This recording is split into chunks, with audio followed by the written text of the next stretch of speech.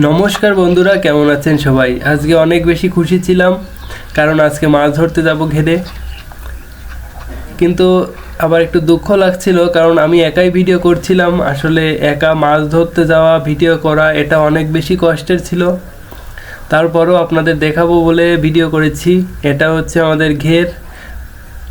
নৌকা নিয়ে আমাদের ঘেরে আসতে প্রায় 30 মিনিটের মতো সময় লাগে।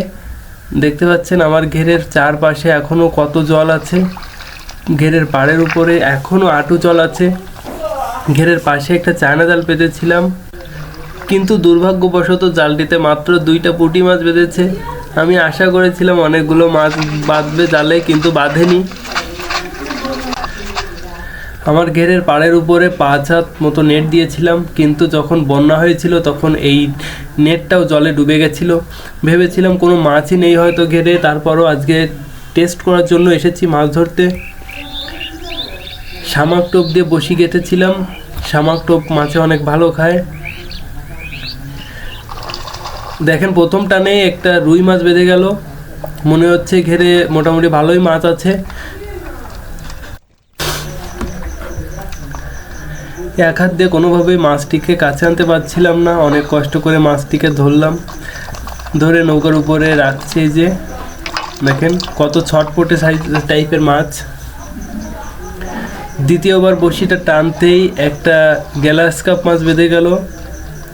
এইটা হচ্ছে ঘাস খাওয়া মাছ। এই মাছগুলো ঘাস খেয়ে দ্রুত বড় হতে পারে।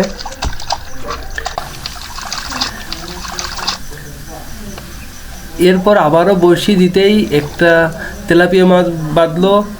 এইটা হচ্ছে আমার সব থেকে প্রিয় একটি মাছ। আমি তেলাপিয়া মাছ বেশি পছন্দ করি খেতে। আমার মনের মতো একটি মাছ বেঁধেছে। এর পরপরই বেঁধে গেল একটা রুই মাছ। এই মাছটা একটু বেশি ছোট ছিল, 1 পা সাইজ হবে হয়তো। কিন্তু এই মাছটিকে ছেড়ে দিতে হবে, এটি আরও বড় হবে ভবিষ্যতে, তাই এটাকে ছেড়ে দিচ্ছি। এরপর বেঁধে গেল একটা বড় সাইজের চিংড়ি মাছ। কে কে চিংড়ি মাছ বড়শি দিয়ে ধরেছেন অবশ্যই কমেন্ট করে জানাবেন।